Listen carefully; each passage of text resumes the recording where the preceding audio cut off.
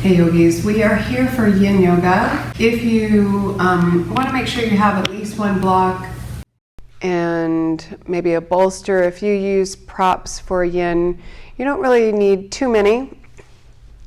We'll start in child's pose today, and we'll talk a little bit about what the practice of Yin is all about.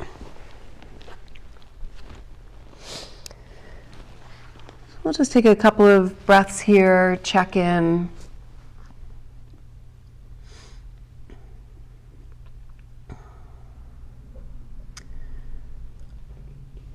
And you can take the knees maybe a little bit wider than normal, so you can sink the hips maybe a little bit deeper. And then begin to notice the breath here.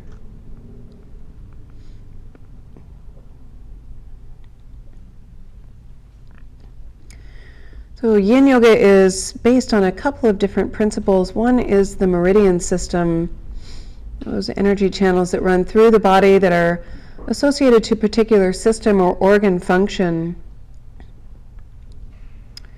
If you were to go get acupuncture, that's the system that they are working with.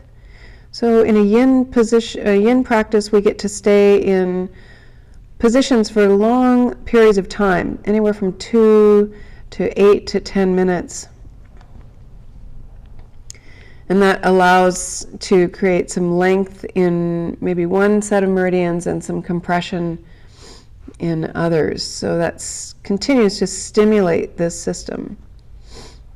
And it's also based on this idea of creating suppleness in the joints again. So suppleness that we lose through always doing yang practices. In your child's pose, go ahead and reach up through the fingertips and walk the hands on over to the right side. So a yang practice would be anything that heats up the body and creates sweat. In that practice, the muscles and ligaments and tendons are designed to protect the joints while you stress muscles.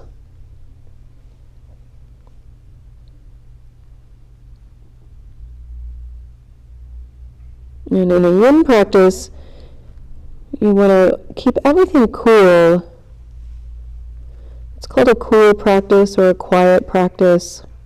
So we want to keep the muscles very relaxed so that we can begin to stress the joints in a positive way and start to get some of that suppleness back. When we are always doing yang practices, go ahead and walk the hands back toward the center and then on over to the other side.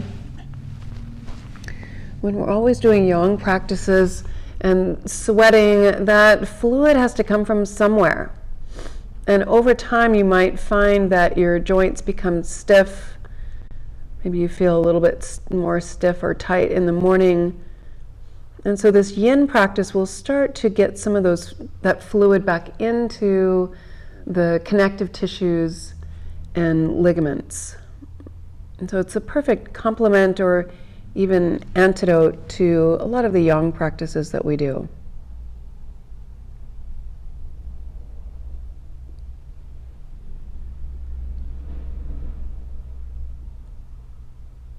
Go ahead and walk the hands back to center.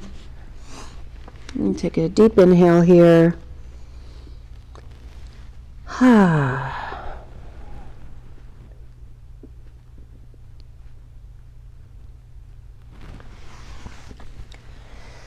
Then use the hands to help the torso up to vertical. You can just swing those legs around to the front. Keep the feet about hip-width apart here. And we'll come into a forward fold. This is caterpillar. If you feel like you're just tight on the backs of the legs or you're kind of stuck on the back of the hips a little bit, then bend the knees. And this is a great time to put a block under the knees or a pillow or a cushion or whatever you have. And come as far forward as you can with a nice long spine. You can let the back round a little bit and let the head hang. I will be using a timer, so I'll be checking my watch regularly.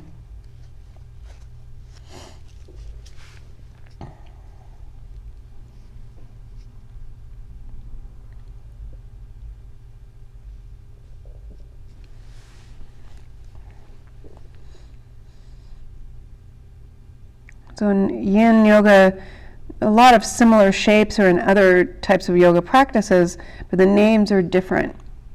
In a Yang practice, you would call this Paschimottanasana, but that instantly changes the dynamic of the pose and you start to engage everything. And so Paul Grilly did us all a favor by giving these poses different names so that it changes the relationship and the dynamics of the pose.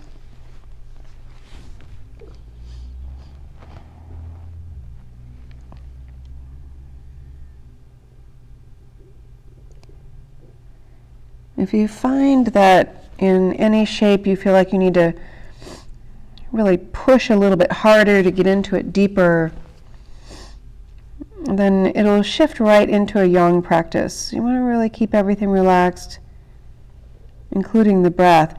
If in this forward fold, by the way, you normally move everything out from underneath you, then go ahead and shove it all right back underneath you where it belongs.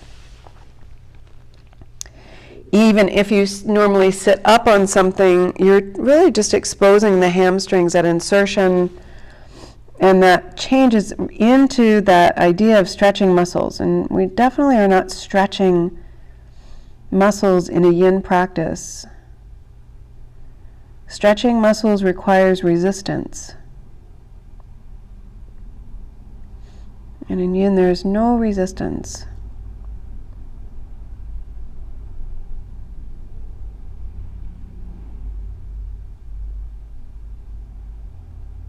So you want to get to just this perfect level of discomfort in every pose that you can sit in without trying to fix it,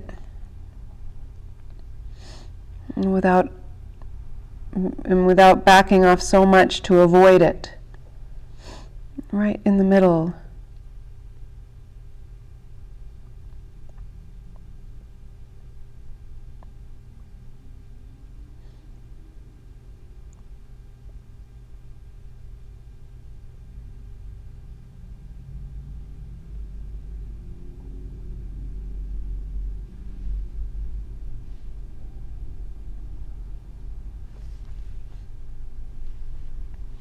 Notice how the body moves as you breathe.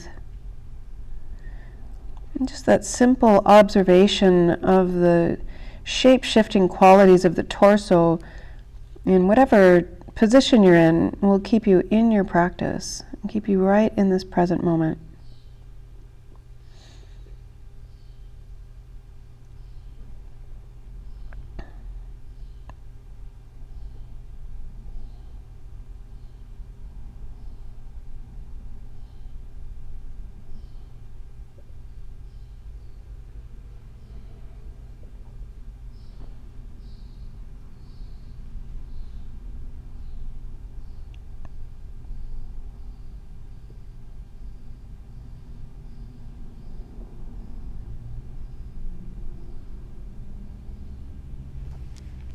And we'll stay here for about 1 more minute.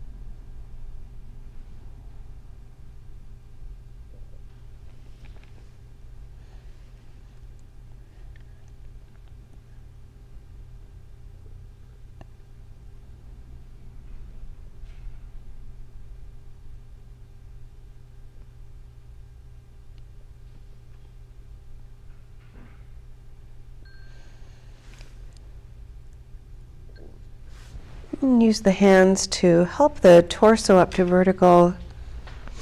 Take the hands back behind you, get lots of length along the front of the body.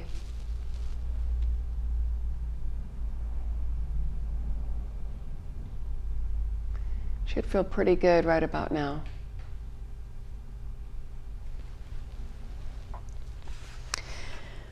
Okay, yogis, go ahead and come onto the hands and knees, and then tuck the toes and lift the hips into down dog. So nothing too serious here. You can move around, maybe walk in place a little bit. Kind of check it out.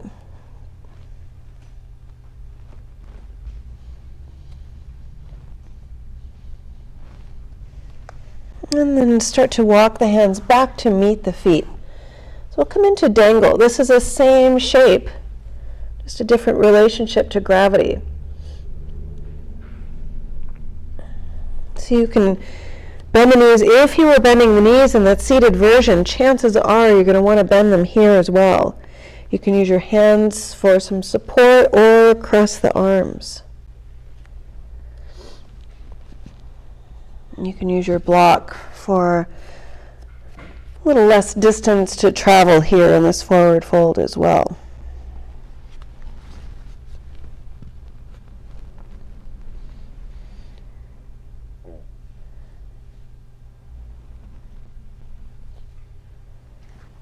Notice how the body moves as you breathe in this position.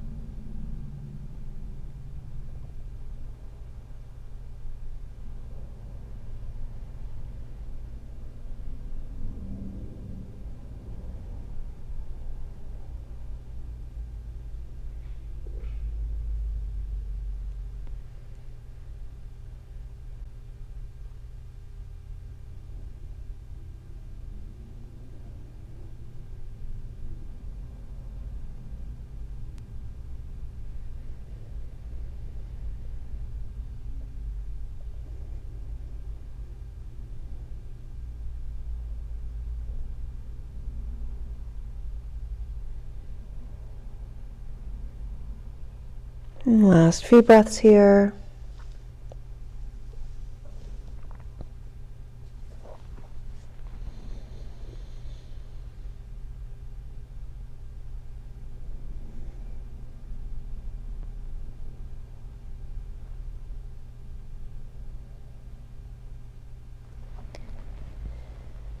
And then start to walk the hands toward the front of the mat.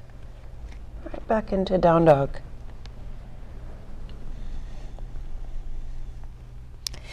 And from your down dog, bring the right foot forward.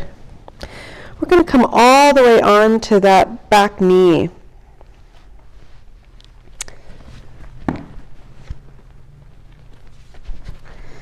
So you want to sink the hips forward here and let that knee come out past the ankle.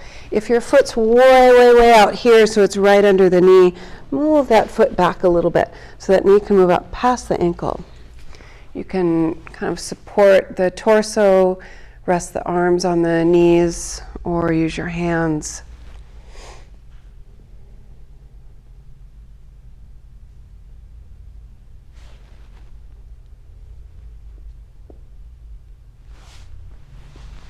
If you feel like it's a little bit crunchy under the back knee, you can always double your mat over or put a blanket or something under that back knee as well.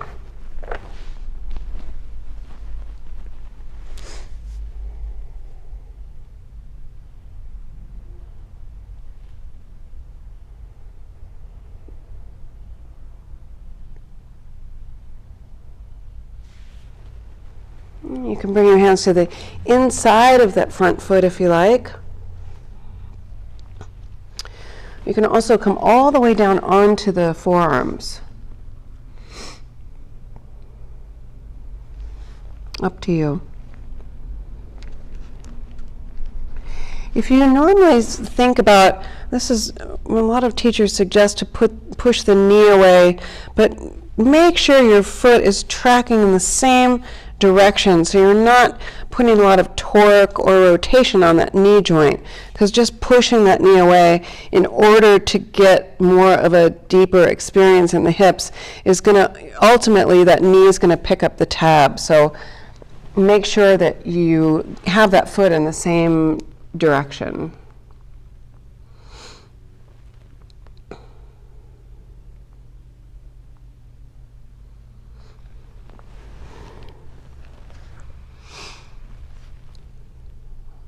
And you can rest all the way onto the belly here if you like.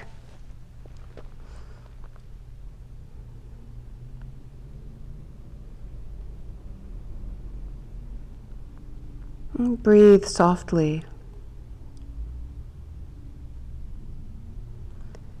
Notice wherever it is that you're gripping or holding.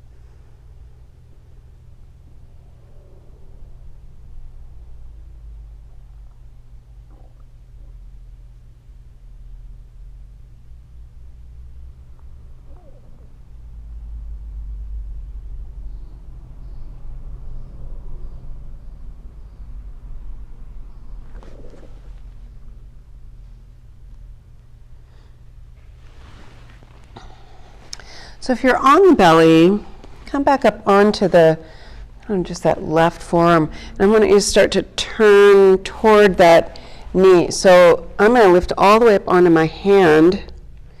And so we're not pushing this knee out. You want to start to rotate the torso toward that front knee. I'm almost on the side of that leg that's extended back behind me. All right? So you're going to start to really feel that in the side body here.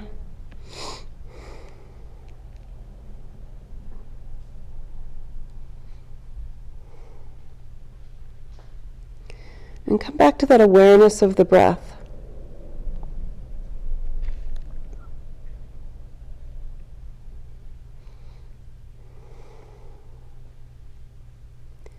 Maybe rotate a little bit more.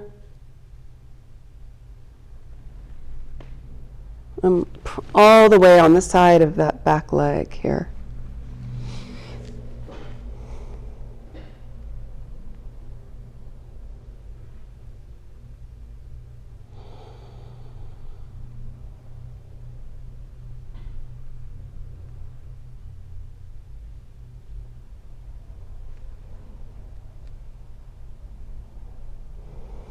And last few breaths here.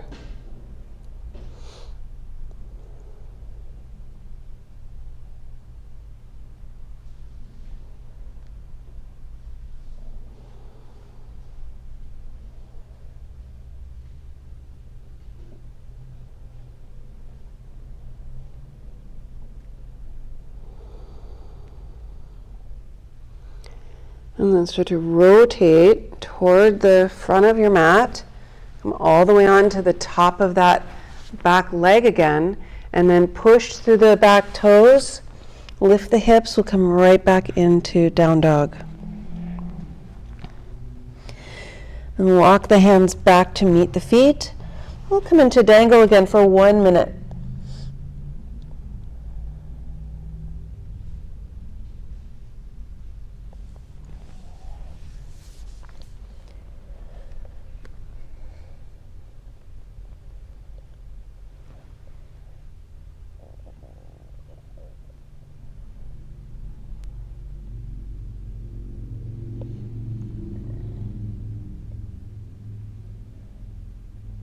Notice how the body moves as you breathe.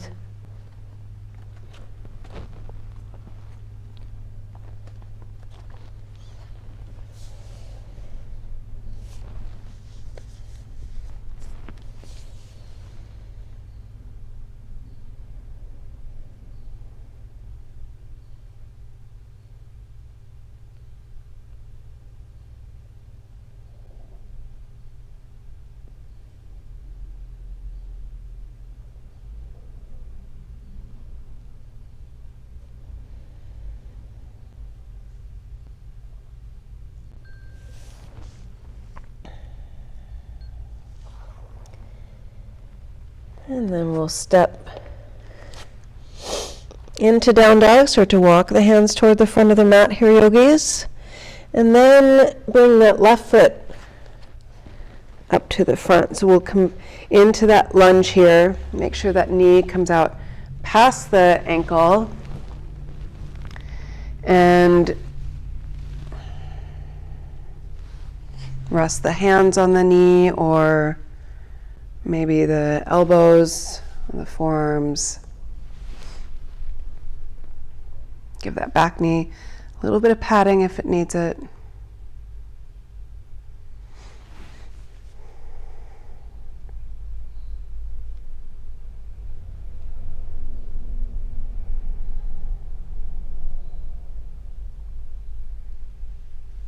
And breathe.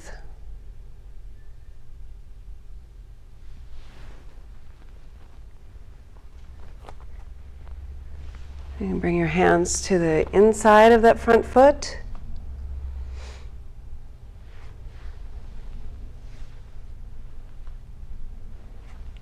Or come on all the way onto the forearms, or maybe even onto the belly. You can notice if this side feels different, and then just kind of let that go. Our two sides will never be the same.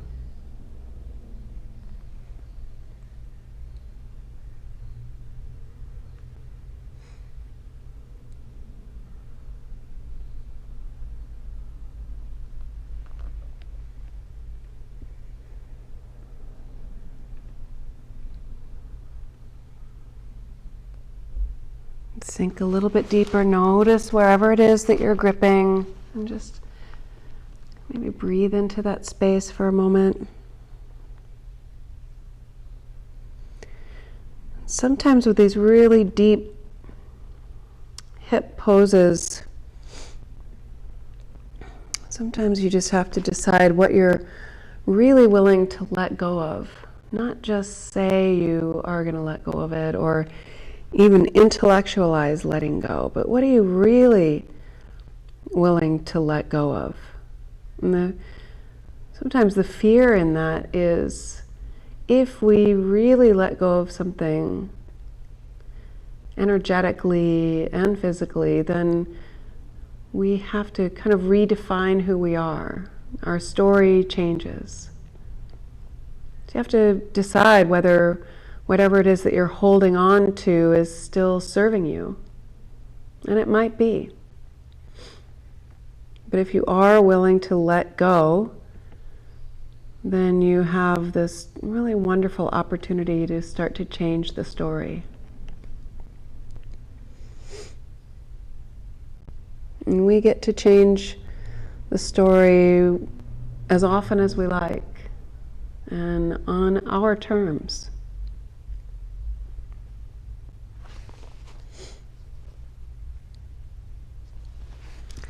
Okay, yogis, if you're on the belly, lift back up, and you can come onto the forearm or all the way onto that hand. So I'm just on my right hand.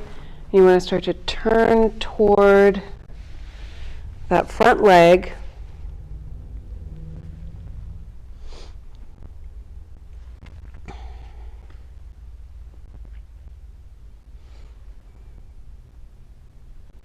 I'm almost on the side of that back leg.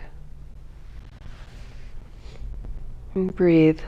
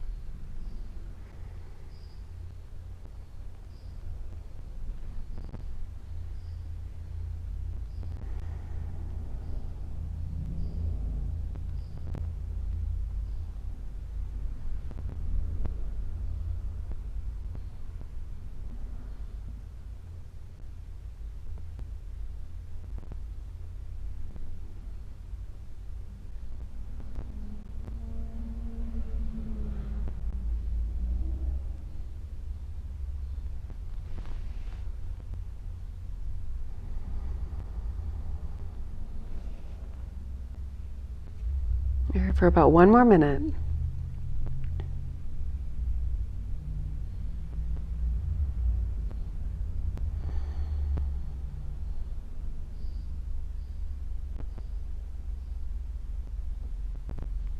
Maybe you can rotate a little bit more.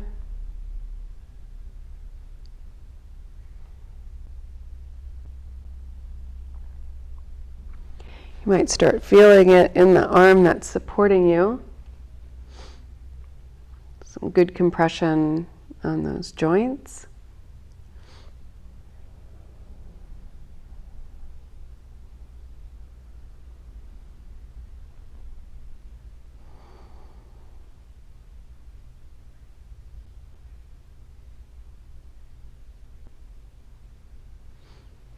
And start to roll toward the front of your mat, all the way onto the top of that back leg. And then tuck the back toes and we'll step into down dog.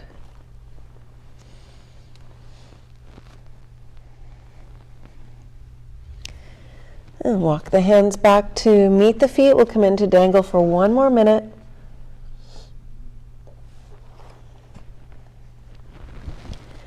And notice how this pose is feeling this third time around.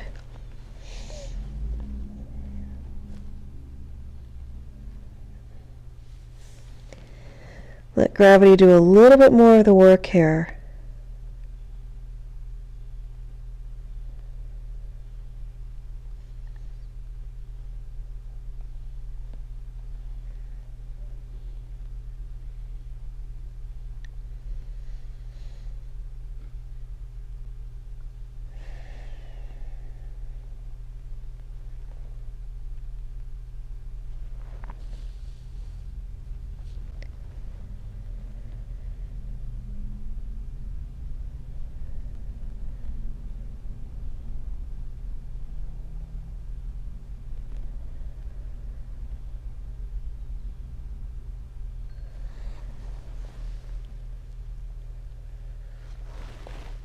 And walk the hands toward the front of the mat. Come onto the knees and sink the hips to child's pose. Take a couple of breaths here. Take a nice deep inhale.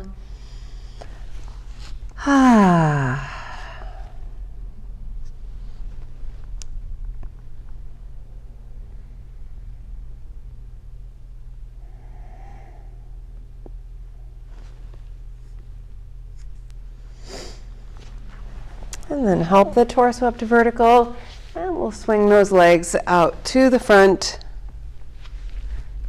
Bounce the knees a little bit. You can take the hands back behind you, get some length along the front of the body again.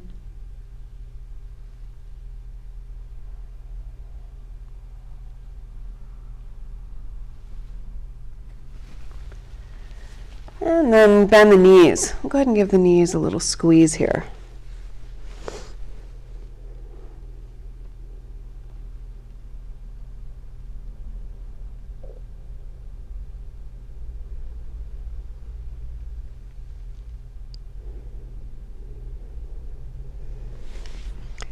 And bounce the knees, rock the legs side to side. Let's let all of that go. All right.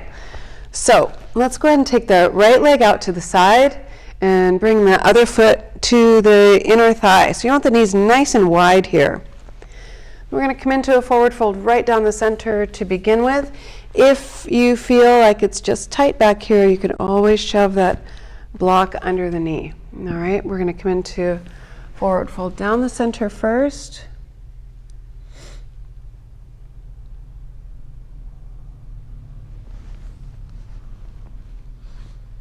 And if you find that you're kind of leaning into it and one butt cheek lifts up, that's fine. And there's no rules for alignment in a yin practice. You kind of want to let the body go where it wants to go naturally. If you have natural internal rotation on the leg, then that's how your bones are structured. that structure rather than against it.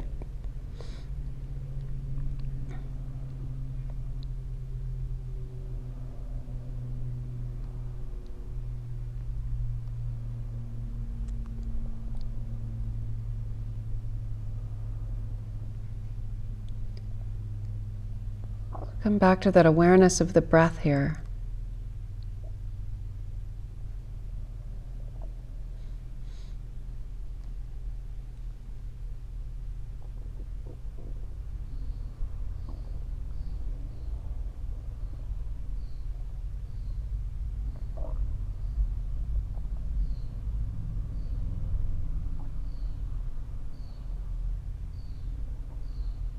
And relax the jaw.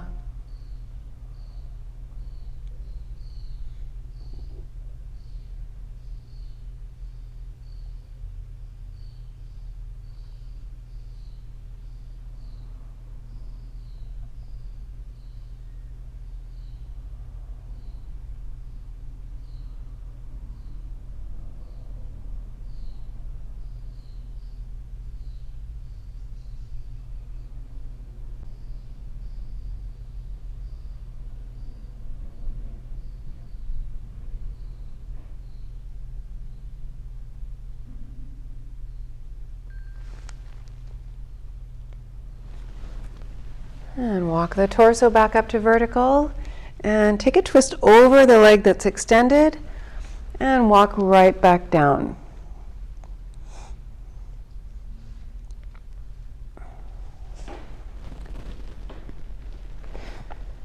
So you can stay kind of right on top of that leg, or I like to take the arm over to one side so I come back into that length along the side body.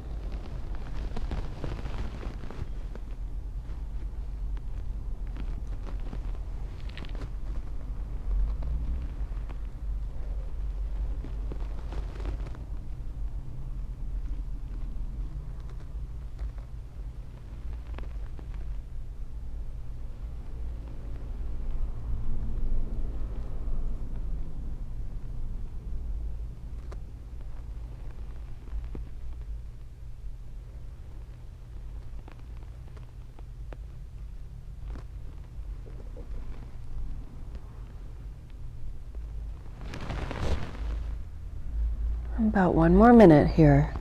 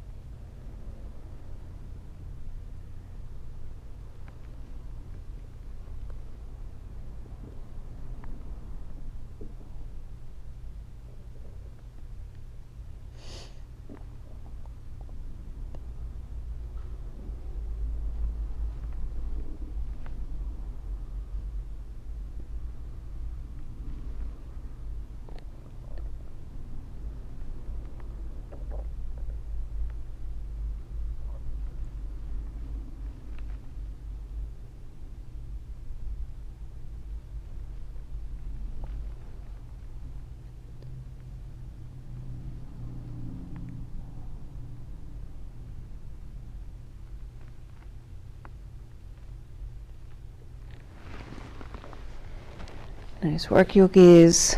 Start to walk the torso up to vertical. All right, and so we're going to take that leg that's extended and either come right into square pose. If this is a pose you can do, it's a lot of external rotation, lots of torque on the knees. You can always put a block between the knee and the ankle to give that some support. And if this is cool, then go ahead and come into a forward fold here. Make sure that your ankles, that this top foot is kind of hanging over the outside of that thigh, all right? So the ankles and knees are really stacked. If this is horrible on the knees, and it could be for a lot of reasons, then come into shoelace where the knees are stacked. And if this is a little bit too much torque on the knees, then go ahead and straighten that bottom leg and stack the knees here and come into a forward fold. So any one of those three options is totally fine.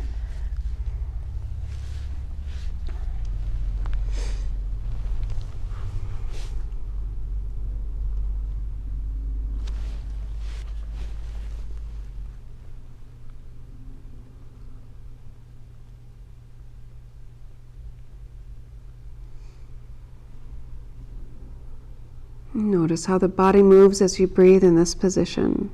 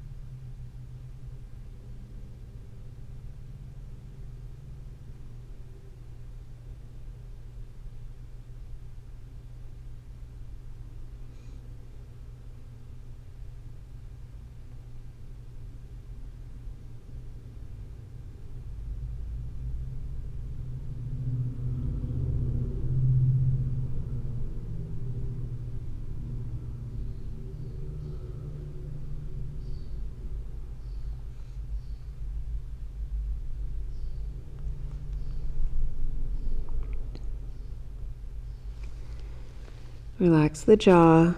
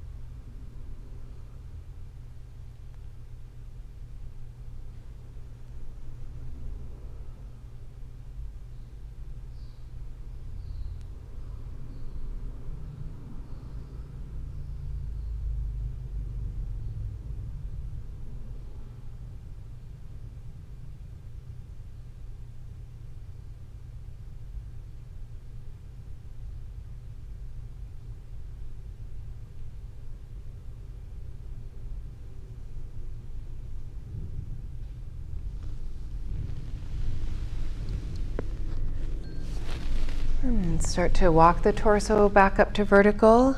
Help the legs to move. We'll give them that little squeeze here again.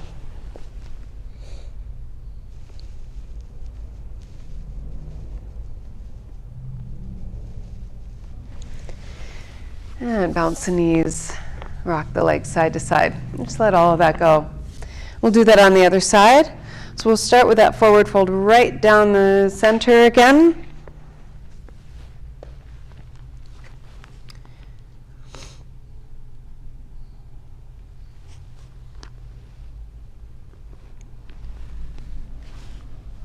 Breathe.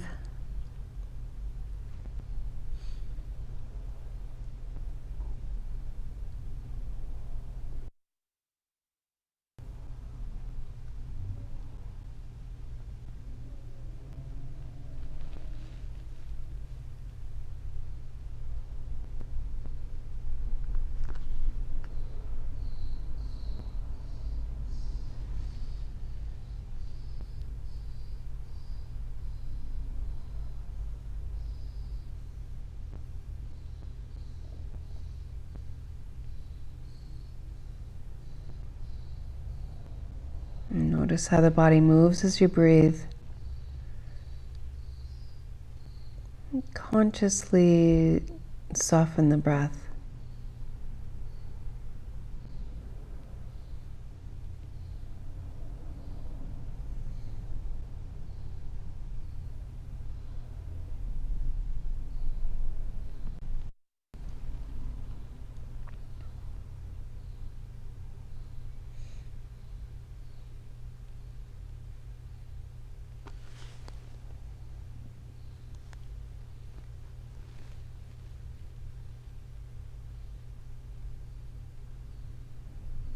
And last few breaths here.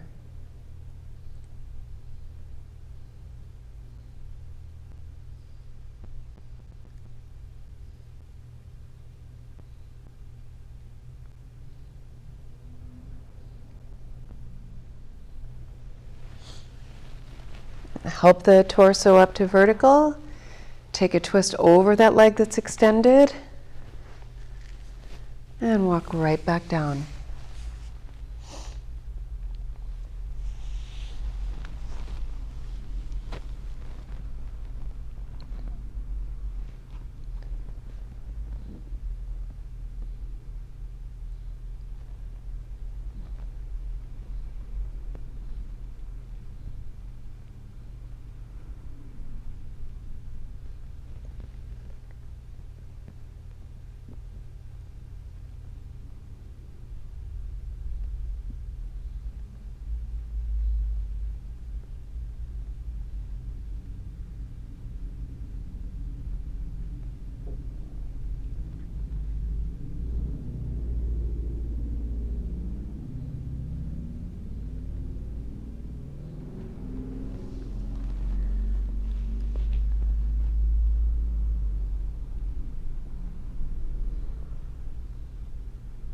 The real challenge in a yin practice is the stillness.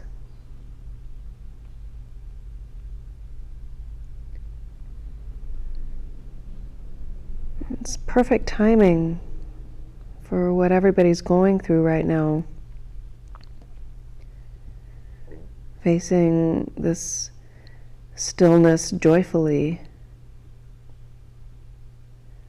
Being able to remain in the discomfort with that joyful stillness.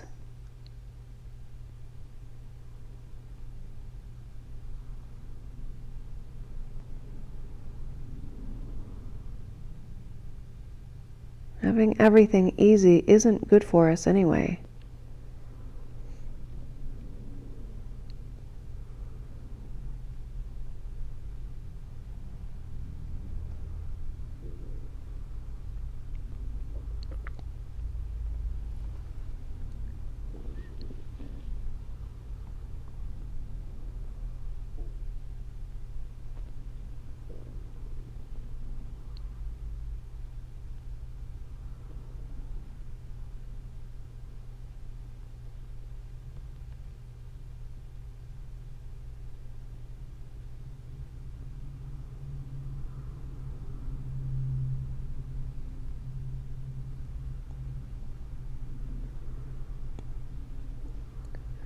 And last few breaths here.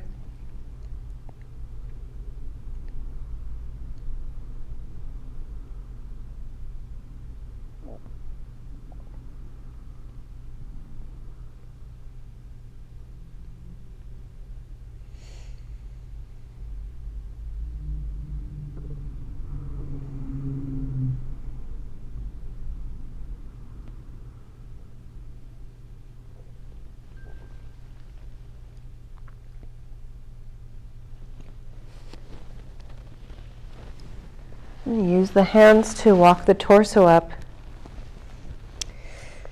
And then any one of those three variations again on this side. So you can stack the ankles and knees in a square pose, or stack the knees in shoelace, or straighten that bottom leg, whatever works for you.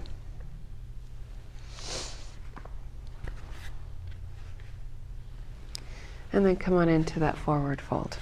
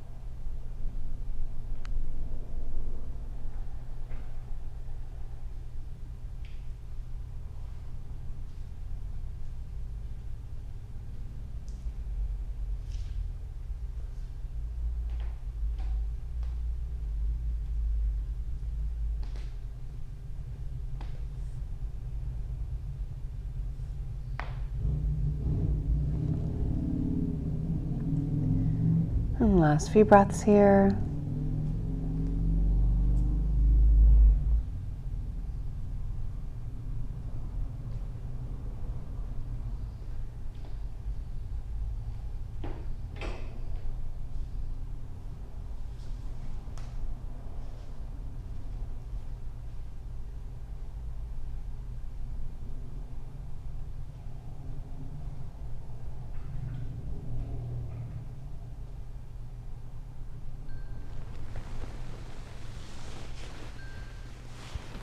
And help the torso up to vertical. Help those legs to move. You can straighten the legs, bounce the knees a little bit. Rock the legs side to side. And you can lean back and take the feet about mat width apart. Start to drop the knees on over to one side and then the other. So we've done a lot of external rotation on those thighs today. So getting just this little bit of internal rotation on the legs is going to feel pretty good.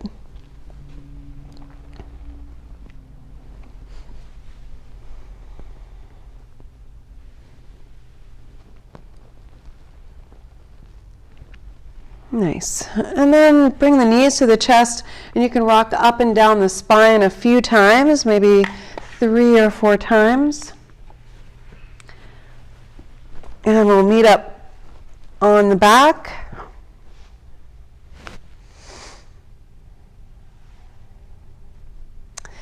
And once you're on your back, go ahead and bend the knees, plant the feet, and grab your block. So we're going to come into a supported bridge pose. You can start with your block on its mid-height side or all the way onto its highest side.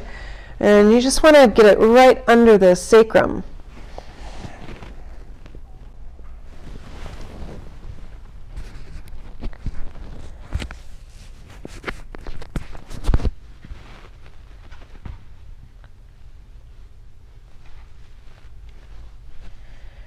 And when I'm in supported bridge pose, I like to take the feet a little bit wider and let the knees drop out.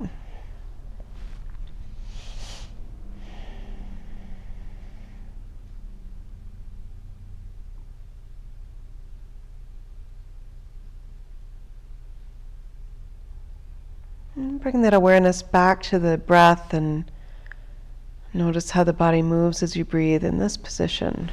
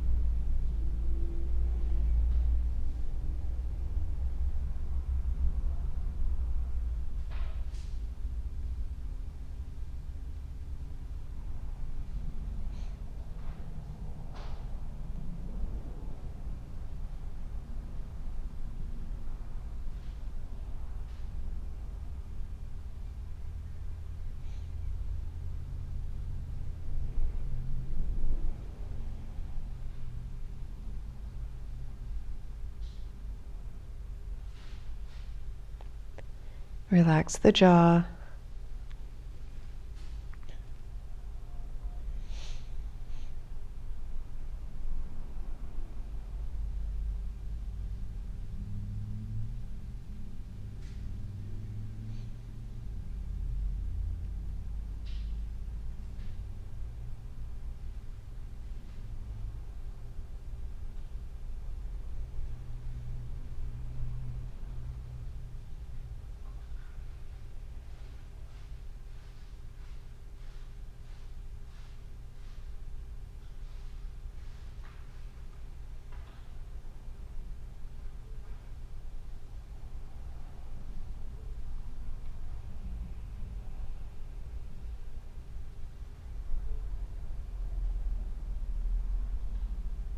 If you have your block on its highest side, flip it onto its mid-height side.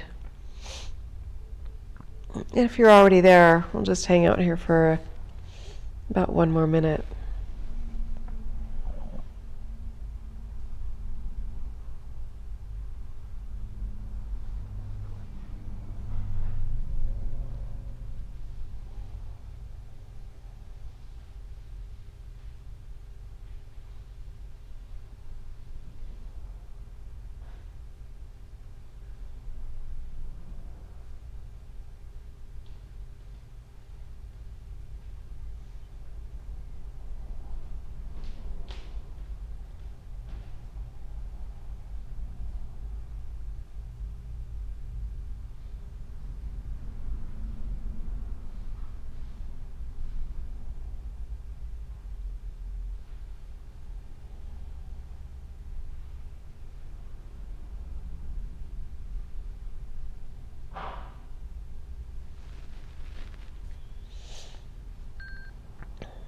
Okay, yogis, you've got your block on its mid-height side. Lift the hips and slide the block down a little bit more toward your sit bones or more toward the base of the spine. And then straighten the legs. You could take the feet wide. So if you have your block on its mid-height side and it's a little bit too much, you can flip it onto its flat side. But you definitely don't want it up in the sacrum or low back area. You want to slide it down so it's kind of under those sit bones, under the ischial tuberosities. And the wider you take the feet, the more pressure it'll take off of the low back. All right.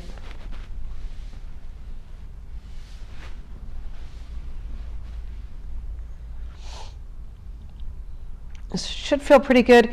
It's a really nice forward tilt of the pelvis without compressing the lumbar spine.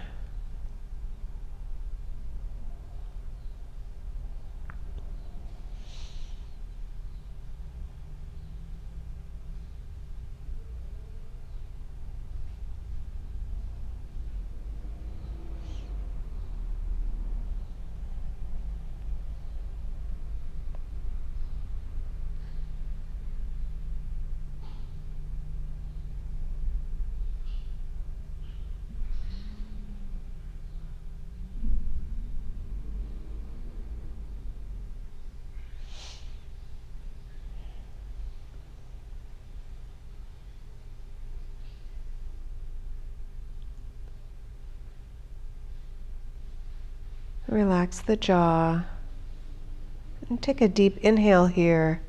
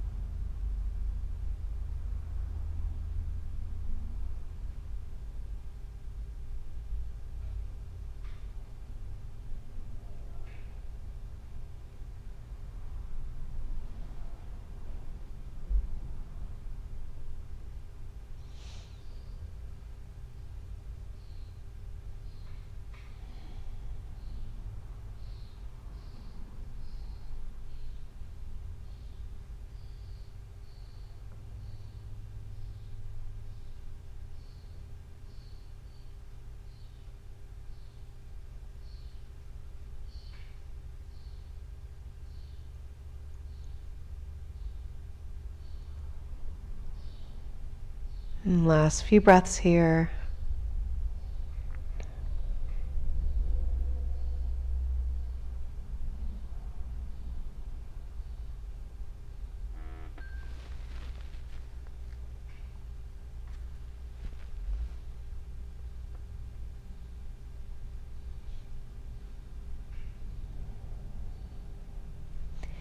Yogis, bend the knees, plant the feet, lift the hips and slide the block out from underneath you. And then we'll just stay here with a nice neutral pelvis and spine for a couple of breaths.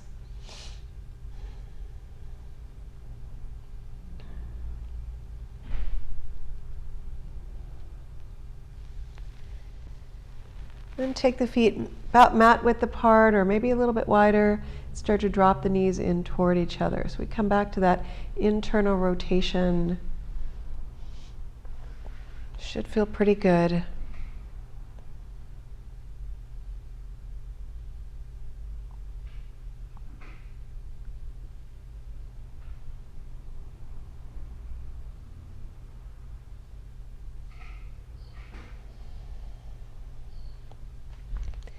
And then bring the knees to the chest.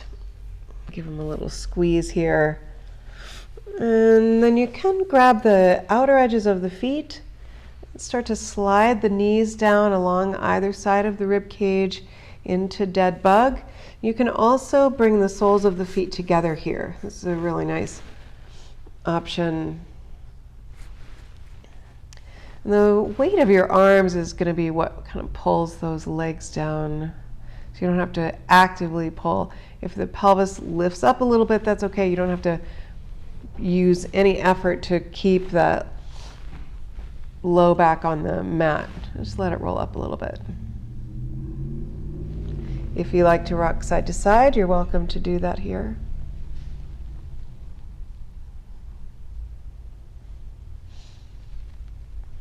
I like to straighten the legs and bring my hands onto the heels. So you can also do that.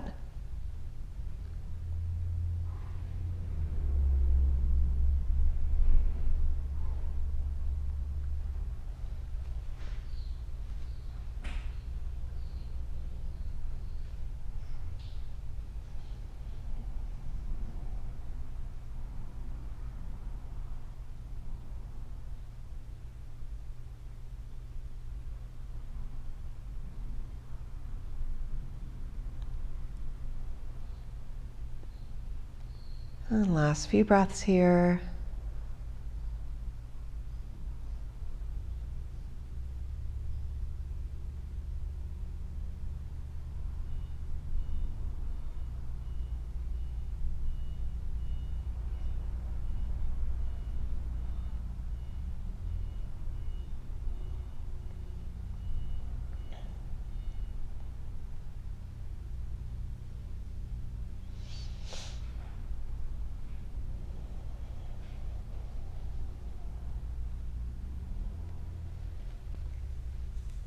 And then slowly start to bring the knees right back to the center here. Give them a little squeeze.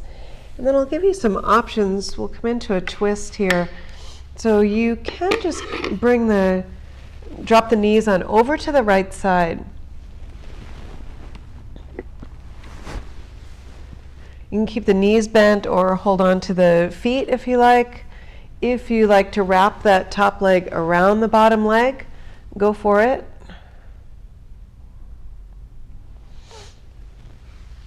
If you like the knees up close to that shoulder, it's going to move that twist up into the mid and upper part of the spine and the neck. If you move the knees away from you, further away from that shoulder, you're going to feel that twist down into the lower part of the spine and the hips, and it's totally up to you what feels most effective.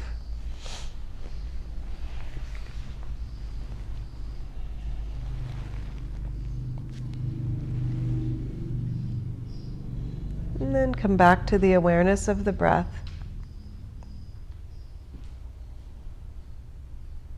Breathe into both sides of the rib cage evenly here.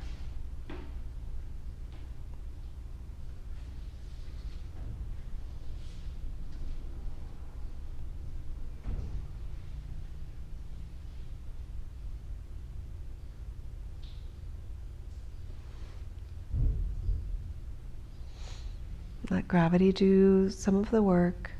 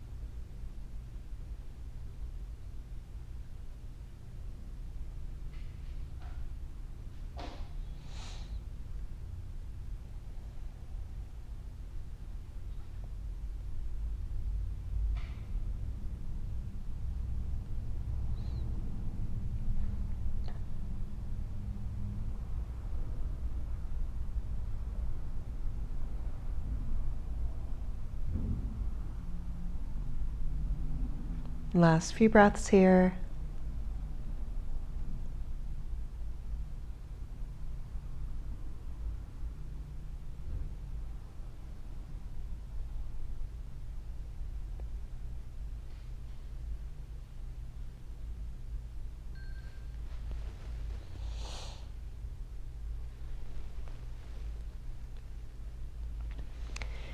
If the legs are in a variation, unwind them and just bring the knees together first.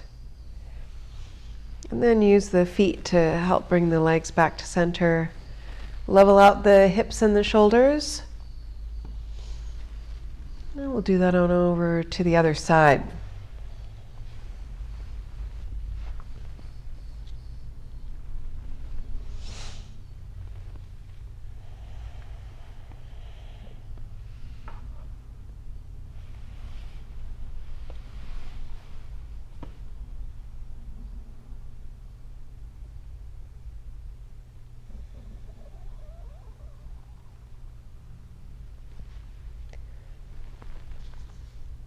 And come back to that breath and that awareness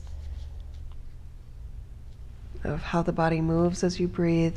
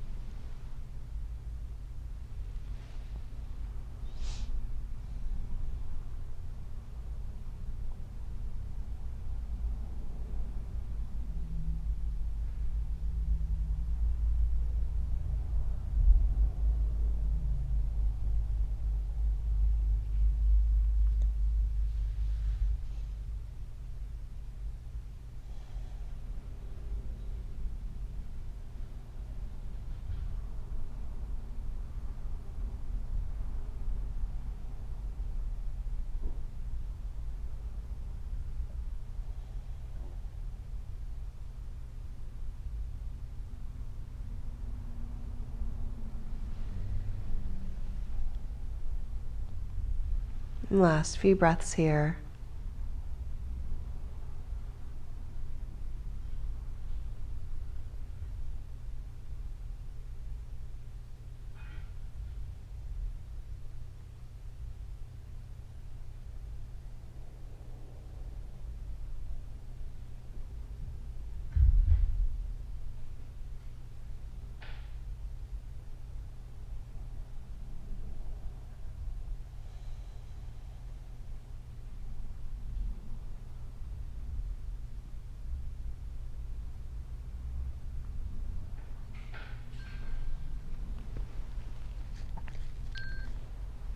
Okay, yogis, if you're in any leg variation, kind of unwind first, bring the knees together, and then start to walk the legs back to center. And level out the hips and the shoulders. Give the knees one last squeeze. And then slide the feet away from you for Shavasana. Take the feet and the arms wide. Take a deep inhale. Just take a moment here to observe, in even the most limited range of motion, just observe what the spine was able to do today. Forward folds, back bends, lateral movement and twists.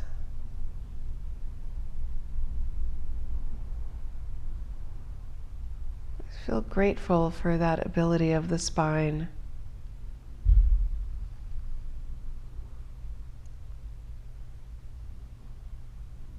Relax the jaw, let the tongue drop from the roof of the mouth. And relax that little space between the eyebrows.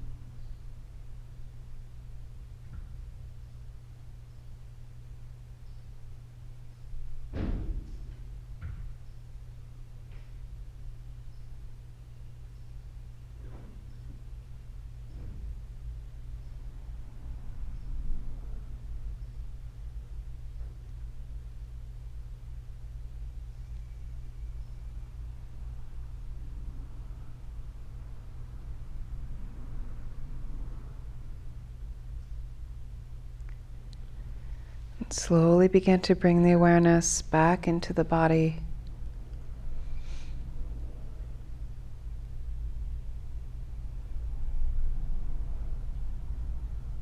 And back to the breath.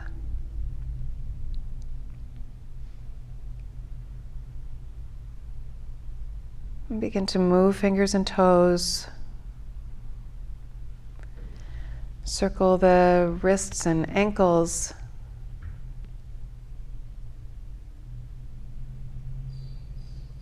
Roll the arms and legs in and out a little bit. And turn the head to one side and then the other. Take a big stretch up overhead and stretch all the way from the fingertips down through the toes. And from the toes back up through the fingertips. Hug the knees to the chest and roll all the way over onto your left side, and then come on up to a seated position. Keep the eyes closed. Bring your hands together at your heart center in Anjali Mudra, where we connect our everyday self with our infinite self. We'll chant one Om. Take a deep inhale. Om.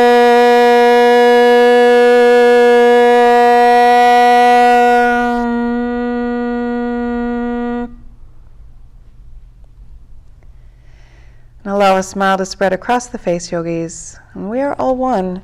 Namaste. And thank you for the privilege,